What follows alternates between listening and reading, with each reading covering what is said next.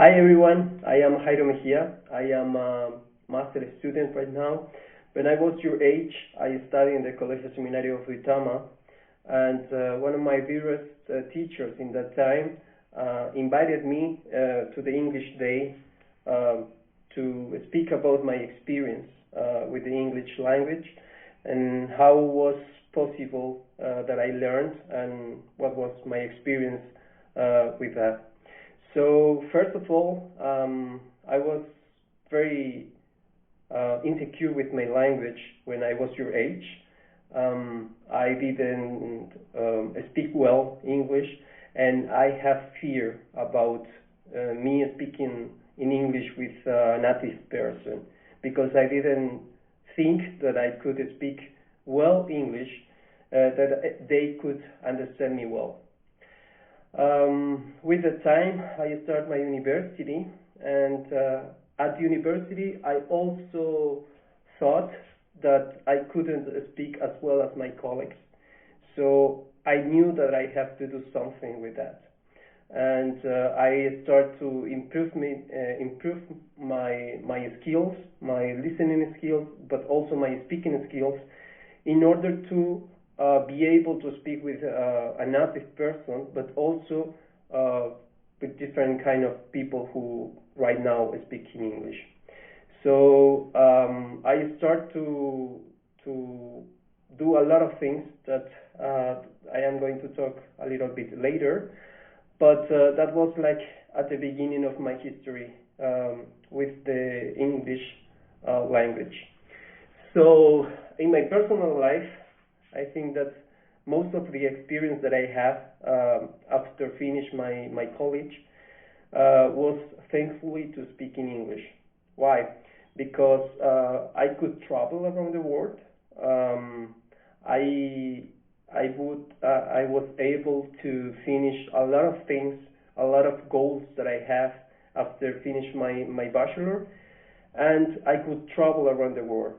And if you want to travel, you need to speak at least English, because in otherwise you are not going to be able to understand with the people in the hotel or someone in the streets, and so on. So I really like this part of my life where I can speak with a lot of people, because if you count the people who speak Spanish and the people who speak English, you have like a lot of people with the ones that you can speak. So that's like a very cool part of speaking in English. And the other one is the opportunities that you could get. For example, if you want to make an exchange program, if you want to improve your English in a native country, you can do it, and it is not so expensive as most of the people think. So, for example, I met a lot of people in my school when I was in Duitama that made a lot of different programs of exchange to improve their English skills. So, for example, one of them is au pair.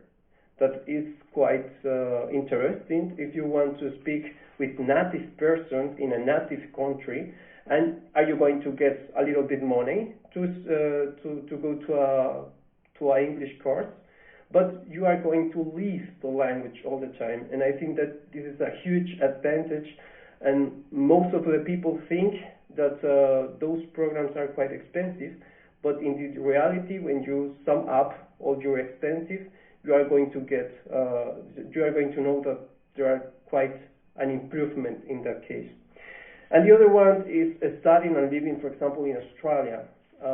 One of my friends from the school is right now in Australia, speaking very well English and working there, because it's quite possible to do it, and it's not so expensive as most of you may think. So, in a professional way, what would be the idea?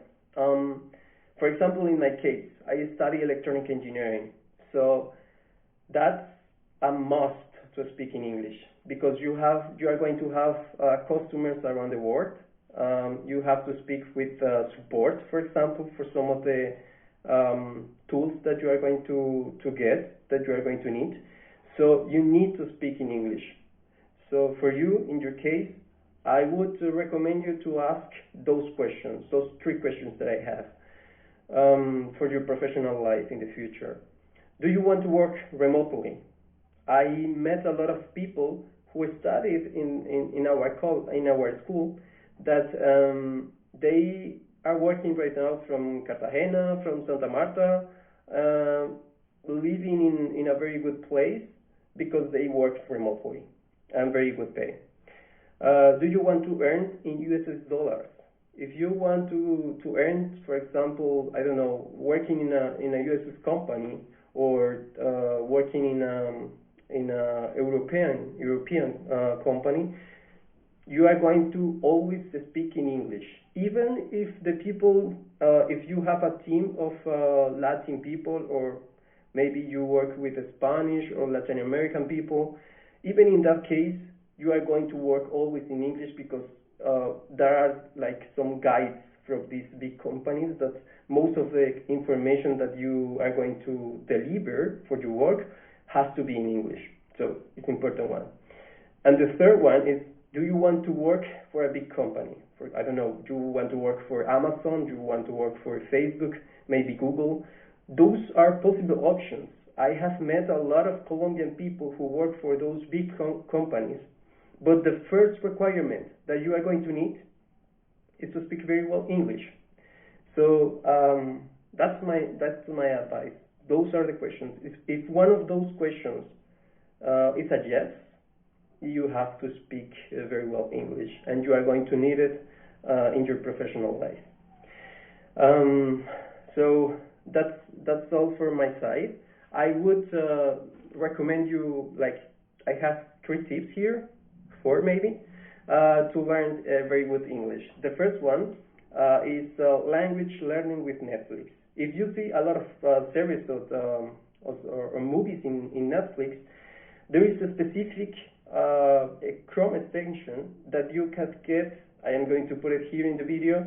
The two subtitles at the same time. So if you don't understand, if you don't have the enough knowledge to only have the English subtitles, listening also in English, you could get the Spanish subtitles at the same time, and this is very, very helpful to improve your English skills.